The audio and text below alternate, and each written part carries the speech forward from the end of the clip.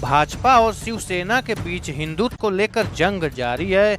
दोनों ही दल खुद को दूसरे के से बड़े हिंदुत्ववादी के तौर पर प्रोजेक्ट करने की कोशिश में हैं। इस बीच शिवसेना के प्रवक्ता संजय राउत ने कहा कि भाजपा तो नव हिंदूवादी है। उन्होंने कहा कि शिवसेना देश की पहली ऐसी पार्टी है जिसने हिंदुत्व के मुद्दे पर चुनाव लड़ा था। भाजपा तो नव हिंदुत्ववादी है, उन्हें इस इतिहास का ज्ञान ही नहीं है। शायद किसी ने उनकी इतिहास के किताब के पन्ने फाड़ दिए हैं, लेकिन समय समय पर हम उन्हें जानकारी देते रहते हैं। इससे पहले संजय राउत ने सोमवार को भी भाजपा पर हमला बोलते हुए कहा था कि यदि बाबरी विध्वंस के बाद शिवसेना ने उत्तर भारत में चुनाव लड़ती तो उसका पीएम होता।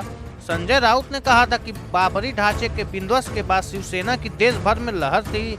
यदि हमने उस वक्त भाजपा को उत्तर भारत में मौका न दिया होता तो हमारा पीएम होता। उनका कहना था कि हमने भाजपा को महाराष्ट्र में सबसे कमजोर पार्टी से लेकर टॉप पर पहुंचाया है और उत्तर भारत में उनके लिए छोड़ दिया। इसके बाद भी भाजपा महाराष्ट्र में हमें ही कमजोर करने में जुट गई।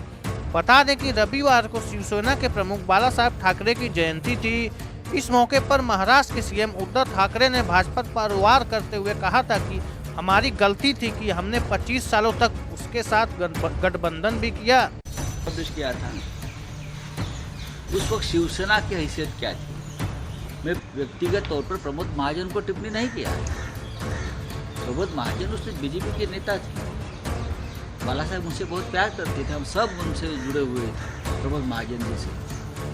तो उनकी जो बेटी है पूनम, मुझे मालूम नहीं आजकल कहाँ है, बीजेपी के एमपी है।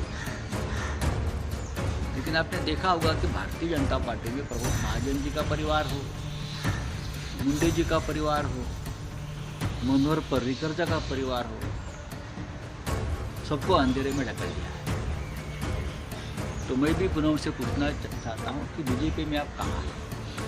लेकिन उनका मैं व्यक्तिगत तौर पर बात नहीं लेता हूँ। अगर पूनम जी को ये बात अच्छी नहीं लगी है उनके पिताजी के बारे में, तो मैं भी अस्वस्थ हूँ, क्योंकि उसको